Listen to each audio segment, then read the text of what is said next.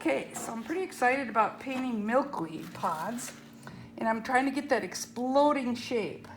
So I actually used a very fine tip masking to delineate all of the fine seed pods as they're about to fly away. And I did an underpainting, and I'm real happy with the colors and the salt, but it's just not enough. You can't really see those seed pods. So when you look at the photograph, you realize, wow, what we really need is to get some more color. And I want it to look out of focus. And it could be, you know, warm or cool. I'm thinking warm, and I want it wet. So I'm gonna start by wetting the back, and then the front. And because this is on arches, and what I've done is I've masked over the seed pods, and I've masked over all of the branches or stems, and I'm ready to just pop in a background. So let's hope this works. I think it's gonna be fun. I'm looking forward to it. It already looks better just wet. Let's see what happens. So I'm using my hockey brush because it's nice and soft, and isn't that amazing? It's a miracle when you can work with Arches 140-pound cold pressed paper, and when you re-wet it, the colors do not reactivate. So now just coming in with some of the same colors, Quin Burnt Orange, maybe some of those beautiful oranges. Oh, let's go for it. We're just gonna pop out these colors. I like to get my paints wet. They activate so much faster. So I'm just I let my paints dry in the pan here. So I do have to wet them. So I'm just gonna come in here and kind of simulate some of this wonderful background stuff. Just throw it in there. Oh, fun. And as I go over the parts that are already masked, I should get some nice contrast. Oh good, I like it already. And there are some parts I still like I really like some of these salted areas here. Now I gotta go even darker. I'm gonna take the same Quin Burnt Orange, and I'm gonna put some Antwerp in it, which is gonna make it real dark green. I think that's gonna be nice. Oops, more Antwerp. More of a green. Oh yeah, now we're cooking. So now if I want to just play with a little pattern of dark here. Oh my goodness, isn't that exciting? So that's Quin Burnt Orange, Antwerp Blue, and some of the parts that really need some perking are right up here.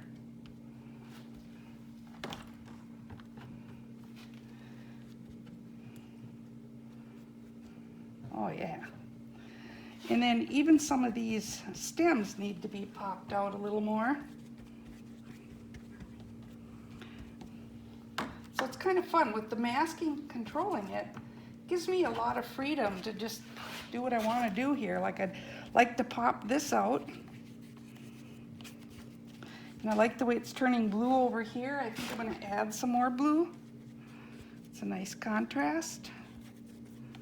I think I'll repeat that blue somewhere, maybe over here. Maybe over here a bit.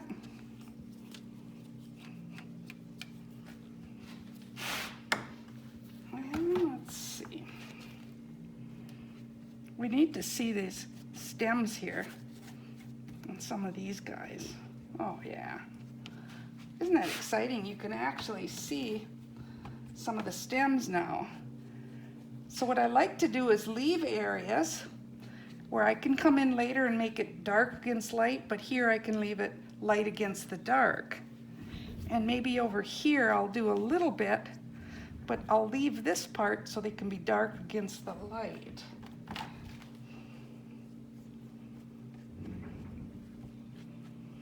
So now I'm gonna get real brave. Come on. You know what happens, it dries lighter. So that's all there is. You have to do this. You have to just say, go for it. Up here a little darker. Oh yeah, come on.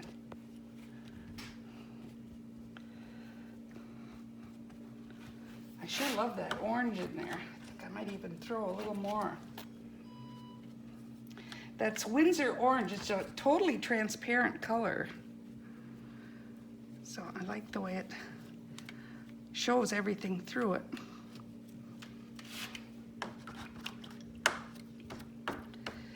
And I'm thinking I could be close to done here. Maybe a little bit darker over in here. See, it's really fun with that masking because you can, it's a white masking, so you know what you see is what you're getting. So when I take that off, I'll tone it a little bit. I was also thinking about doing a little bit of the effect of maybe, sort of like in here, some of those, you find these milkweed pods in a field, and there's all kinds of grasses around them. So I'm thinking I might just be interested in doing a little bit of a few branches.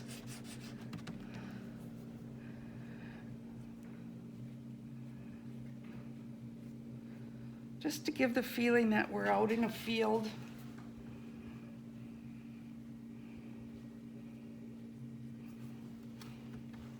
Busy it up a little bit.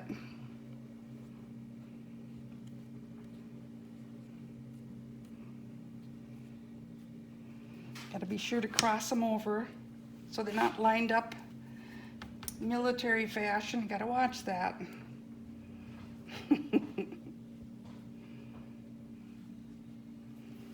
I think that might be enough. When it dries a little bit, I might choose to put in some more salt, but that should do it. Okay, this is the next day and everything's dry. And I'd just like to mention that I take a tissue and dampen it, and then I always clean off all of the color that is stuck on the mascoid. And then I allow it a few minutes to dry. So I have already cleaned the mascoid.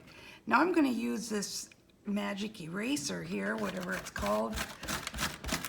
And this will take off the mascoid. And you can see there's a lot of fine lines here. And these fine lines, I used all kinds of different systems to do it. Oh, I love it when this happens. Sometimes I use my finger to get it off of here too. But I thought because it was so much masking, I would this time actually use a mascoid remover. But I want to talk a little bit about the mascoid. What I did to put this mascoid on was I used several different approaches. See, I'm experimenting right now. First of all, I took the Incredible White Mask and I just dipped my palette knife in it and just did these lines. And I felt, well, they're a little clumsy. I wanted a little more control. So I did some research and I found this product, this fine line masking fluid pen, and it comes in different sizes. I used the .05 size and it worked like a charm, but now it's plugged. So I got a bigger one. This is the .08. And so far this is working really well. And as you can see, it comes with a very fine needle type tip. And then there's a little needle in here that when you're done using it, you have to slip it back in and seal it. And I'll show you this right here. It's really cool. It just comes out in very nice lines. So you can just go ahead and design this fallen. And see, I'd like to get some that's kind of solid. I don't want it to all be just fine lines. So see, I try really hard to get some of these solid looking lines as well. I'll just throw a little something over that. And I also, by the time, when I get to the last few parts of this masking removal, I like to use my fingers. I think they do a better job. It's sort of a braille system. You can actually feel that mascoid on there. And I like to get it all off, get it really clean. And be careful with mascoid. One thing you don't want to do is throw it on your floor or in your rug, depending on what you have in your studio or workplace. Always dispose of the mascoid safely into the garbage. So we're going to stop a minute while I continue cleaning this. Okay, I got all of the mascoid off, and I actually had to get in there with my fingers to get it all because there's always little ones you can feel. And once you get rid of all that and dispose of it properly, then wow, it's time to evaluate what you've got. And of course it's too white. So now you got to think about, how am I going to soften some of this? You can see I worked on this area. And so some of it's very obvious. If something is underneath something, like this little guy here, all I do is I take a brush. This is a stiff, it's called a, I get it from Cheap Joe's. But it could be any oil painting brush that you've cut down. And the bristles are actually oil painting bristles. And so when you dampen them, it very easily wets the colors adjacent to it. And see how I can just push that back a little bit. I don't even have to add color, especially because I just took this off and painted it yesterday. It makes it kind of easier to soften these colors. Had this been sitting around a lot longer, it wouldn't work as well. So now I'm just going to obviously soften some of the colors that go into the background. So I just wet the brush, take a little extra moisture off, and start, anything going behind something is going to get a little bit softened. And it's kind of fun, you never know what colors are going to pop up. The other thing I do is I will frequently soften some of the edges as they attach to the actual seed, or maybe some of the edges on the outside, just so they're not all the same. I think they're all too white and too spiky right now. So just taking a little bit of time to soften these, soften a few edges, take a few colors, pulling a few colors in. And I'm always thinking about the movement of it. So I just come in with the actual movement, and it's just enough to give me a little bit of softening. So that's my first job. I'm going to come around here and soften some of these edges. And some of the outside edges too, so they're not all too hard. Now the next thing I'm going to do is take a relatively small brush. This is about a number 8. And I think it's helpful to look at a reference at this point, and just to come in and grab some of the very strong darks. And you'll notice some of these are dark and some are light. So where I need additional dark, I'm going to add it. And what I'm doing it with a combination of my quinacridone burnt orange and my French ultramarine blue. And this combination gives me a non-staining color that can be everything from a dark brown to a black. So see, if I put more French ultramarine in here, I can actually create a black. So I've got a brown and a black choice here. And I'm going to just come in and do some additional dark colors. So some of the first colors I want to make dark are the ones that are going to be behind here. I want to really pop out some of these.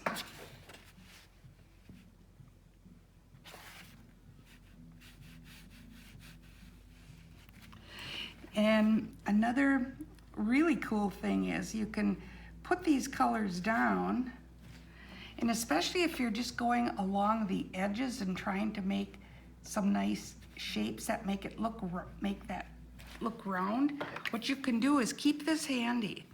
Dampen it, just take a little extra moisture, and then you can soften that edge so it gives it a nice round look. Anytime you want to lose that edge and soften it, you can do it that easily. So like I can have it go under this, but as it comes out, we can soften it. Then over here, as it goes under here, we can make this dark.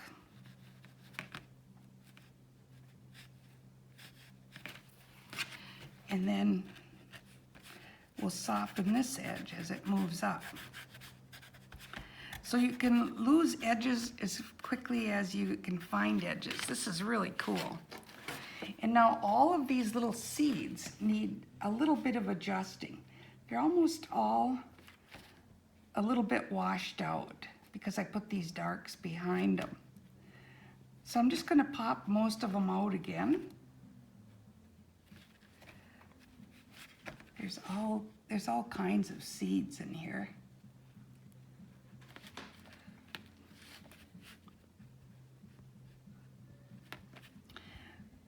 Some of them you don't see the heads, but some you do.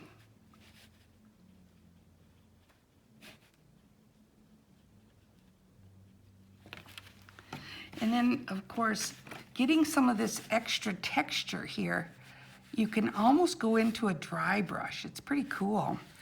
You can see on my brush, I've been painting with it now for a bit, and it needs to be reloaded to get a smooth look.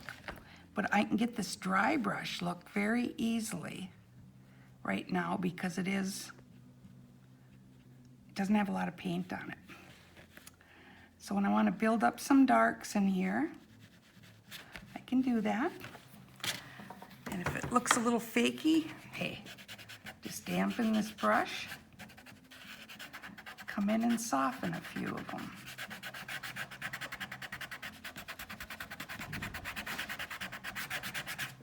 So these are all the techniques I'm going to use to go ahead here and finish this picture, and we'll come back and I'll show you the finished picture.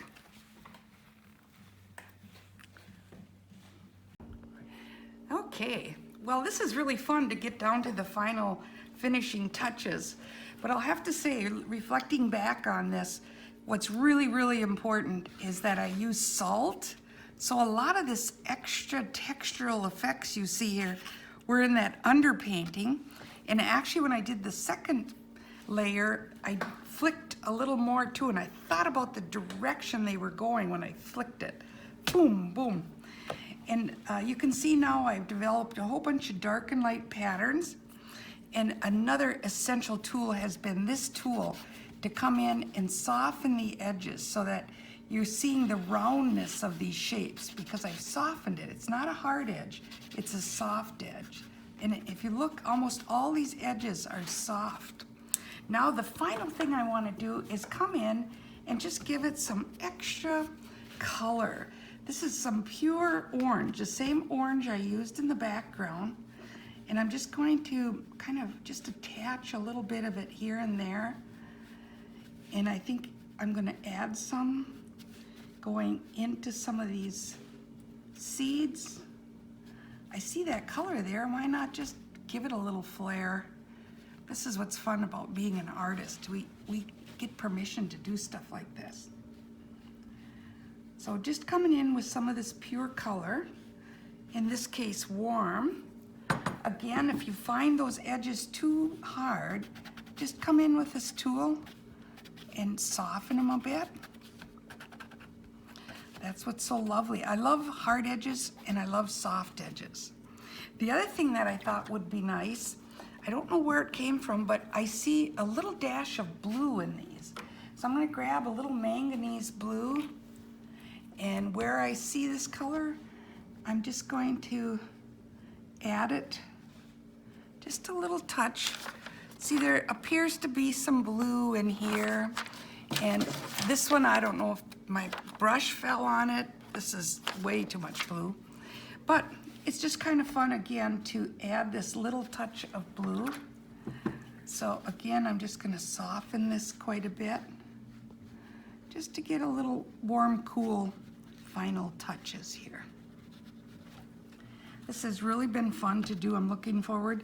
I've already got a few more drawn out, and I'm going to proceed immediately. I've been wanting to paint this subject forever. I've been collecting pictures for a long time, and I'm ready to keep going. So I hope you've enjoyed this. Thank you.